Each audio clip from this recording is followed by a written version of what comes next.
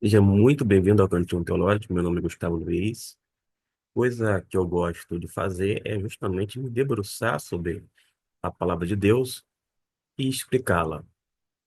Não existe outra razão para eu estar no Teológico a não ser provocar uma reflexão na mente e no coração dos irmãos. E como nós estamos no mês de abril, que é o chamado mês da Escola Bíblica Dominical, eu quero falar um pouco sobre a formação continuada de professores de EBD. Nós sabemos que a Escola Bíblica Dominical é a maior e melhor escola do mundo. É a melhor porque ensina a palavra de Deus. Aliás, nós não temos escola revista dominical. Não é para ficarmos lendo a revista em sala de aula. Não é para ficar comentando em cima do comentário do autor da lição. A revista serve como um auxílio para os estudantes da Bíblia, mas o ponto de partida e todo o nosso foco tem que ser, logicamente, a palavra de Deus. E quando eu mencionei a formação continuada de professores de EBD, porque uma vez professor, a gente precisa se aprimorar. Necessário é continuar estudando em humildade, aprendendo cada dia algo novo, mas não relacionada a uma invenção, a uma novidade criada pelos seres humanos que têm uma mente tão fértil. Pelo contrário, mas sempre aprendendo algo a partir das Escrituras Sagradas. E a formação continuada para os professores de EBD tem se mostrado exitosa em sala de aula e faz com que haja uma ampliação de conhecimento, de informações, de transmissão de vida. Enfim, todas essas coisas corroborando para o bem da nossa querida Escola Bíblica Dominical. Mas é importante que você, professor, quando não um estudante da Bíblia Sagrada, tenha um trabalho consistente e comprometido com a efetivação do ensino que deve ser bíblico, e por ser bíblico é significativo e é de qualidade. Mas para isso acontecer, é preciso que o professor e a escola bíblica dominical estejam unidos e convictos de seus papéis. Vou dizer em poucas palavras o que a EBD não é. Não é uma forma de passar o tempo no domingo pela manhã. Também não é uma organização paralela à igreja com seus próprios objetivos. Como todo bom batista, o professor zela pela centralidade do ensino da Bíblia, que é entendida como palavra de Deus, a Escritura Sagrada. O professor parte do pressuposto que, por ser a Bíblia o livro-texto da IBD, o objetivo final da IBD é ensinar a Bíblia. E as verdades que encontramos nela têm papel transformador na vida do ser humano e, por isso, requer estudo e dedicação. Estou projetando, de uma forma proposital, Romanos capítulo 12.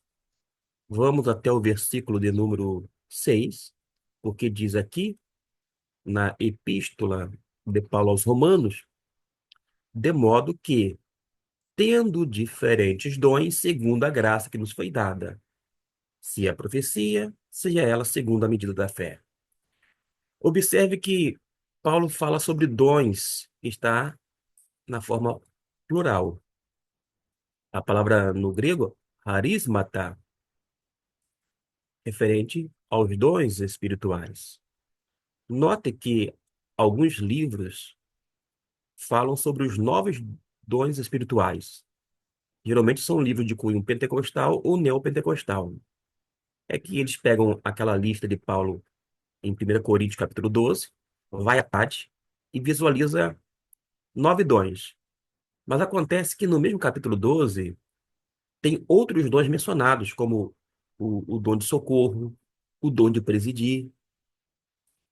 E o apóstolo Paulo, o mesmo, mas se dirigindo a um público distinto, vai escrever aos crentes em Roma e vai mencionar uma outra lista.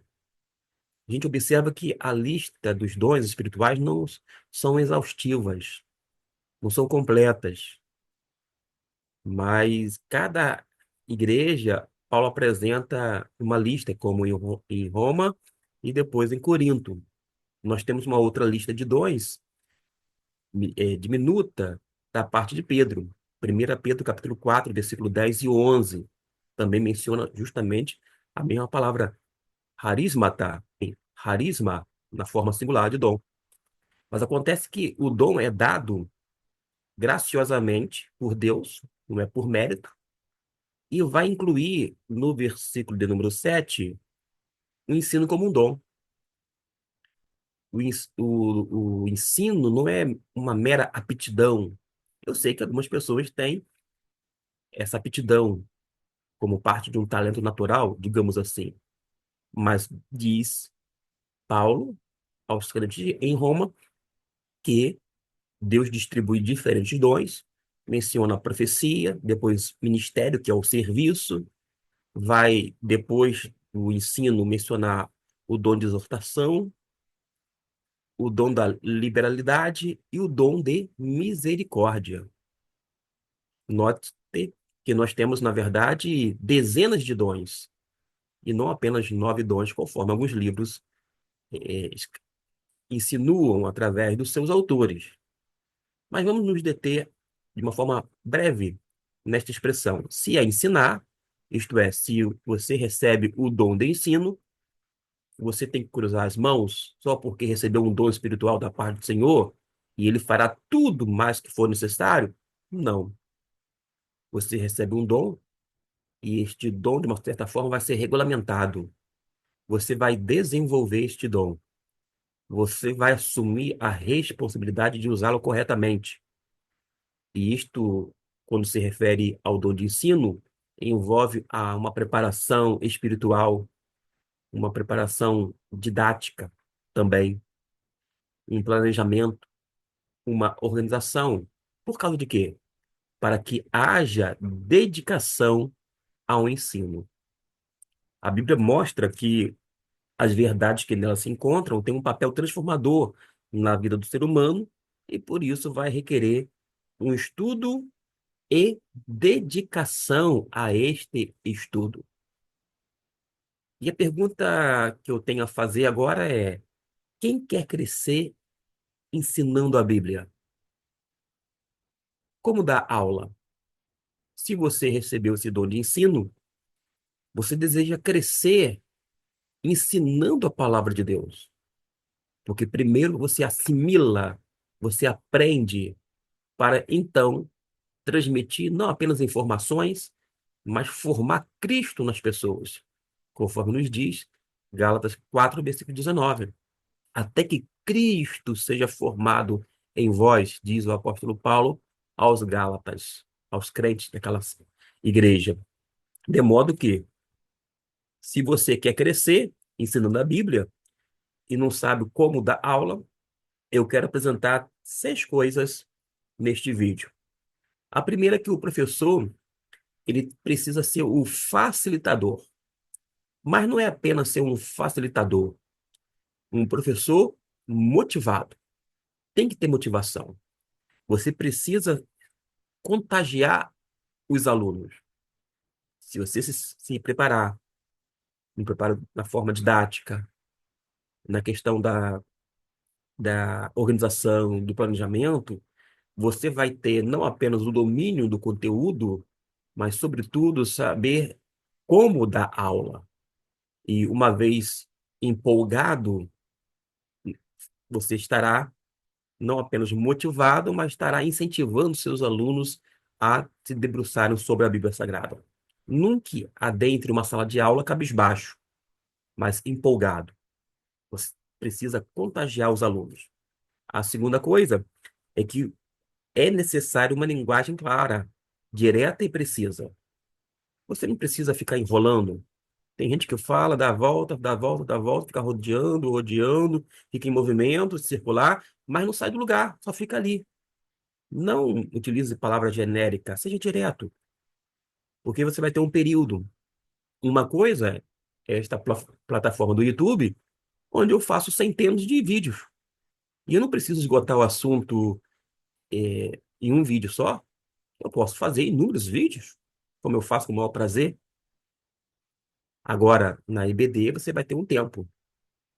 De repente, na sua escola bíblica, isto é, na sua igreja, a duração é de 1 hora apenas, 50 minutos, 1 hora e meia que seja, mas você vai ter aquele tempo para trabalhar não apenas a temática da lição em questão, mas, sobretudo, fundamentar-se e explicar o texto bíblico para as pessoas.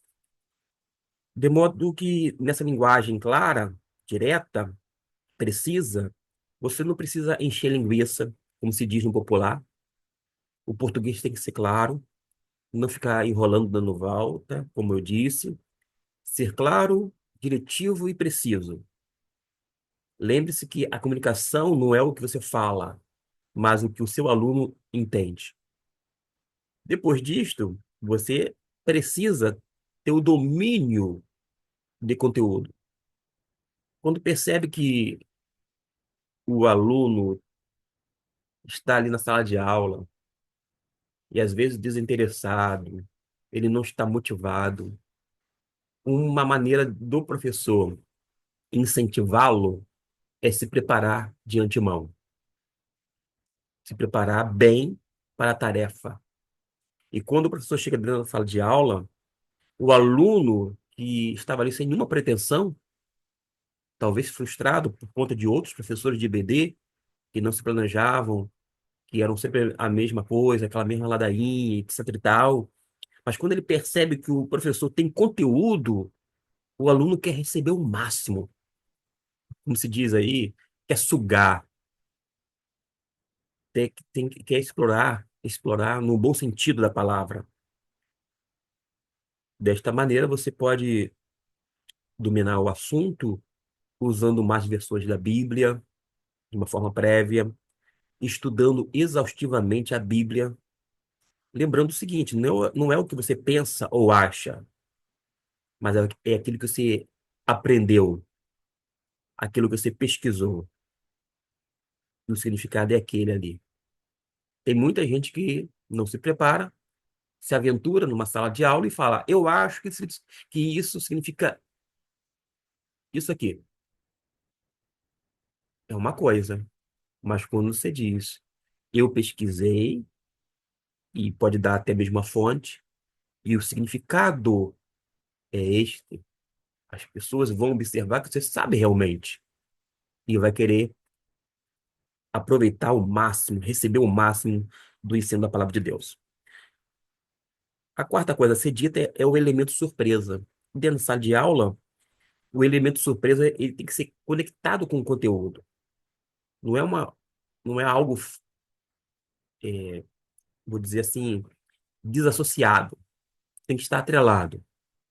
Ao planejar a aula, você pode fazer um elemento surpresa, algo que coloca na cadeira, você coloca de antemão alguma coisa na cadeira, na parte de trás, você coloca algo atrás da porta, na pasta, você pode trazer como elemento surpresa um testemunho de alguém.